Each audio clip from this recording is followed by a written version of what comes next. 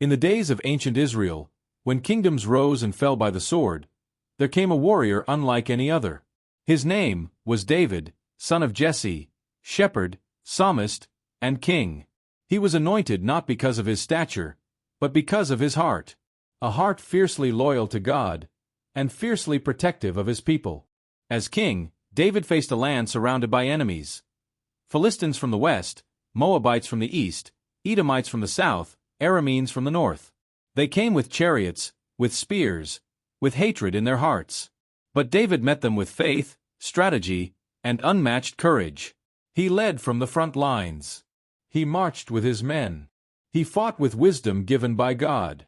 Whether ambushing enemies in the valley of Rephaim or laying siege to the fortress of Rabbah, David proved again and again, he was no mere king. He was a warrior king. And yet, he did not trust in chariots or horses. He trusted in the name of the Lord his God. He sought the Lord before every battle. He asked, "Shall I go up?" And when the Lord said, "Go," David went, and the Lord gave him victory. Under his command, Israel grew strong. Her borders expanded. Her enemies bowed. Her people rejoiced. But even in triumph, David never forgot the source of his strength. He wrote, "Blessed be the Lord my rock, who trains my hands for war and my fingers for battle." Psalm 144 verse 1. David was not perfect, but he was chosen. Not because of his conquests, but because of his repentant heart, his unyielding trust, and his willingness to fight for God's name. This was the man who shaped a kingdom, who defended a people, who walked with God into battle. This was David, the warrior king of Israel. David knew his strength came not from armies, but from the Lord. His heart was anchored in worship, even in war. Though he was a man of war, David laid the foundation for a kingdom of peace.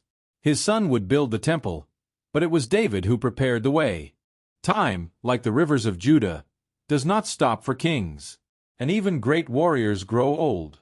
King David, once the shepherd boy who slew giants, the warrior who conquered kingdoms, now lay upon his bed, his body frail, his strength fading with each passing day. Years had taken their toll. The hands that once gripped the sword now trembled. The voice that once sang songs of victory in battle now whispered only in prayer. The mighty king who danced before the Ark of the Covenant now struggled even to stay warm, wrapped in robes, surrounded by silence. Scripture tells us, now King David was old and advanced in years, and although they covered him with blankets, he could not get warm. 1 Kings 1 verse 1. He was a king, but more than that, he was a servant of God. The Spirit of the Lord spoke by me, he said. His word was on my tongue. 2 Samuel 23 verse 2. And then, after 70 years of life, of highs and lows, of courage and contrition, David rested with his fathers, a king remembered not just for the battles he won, but for the heart he offered to God.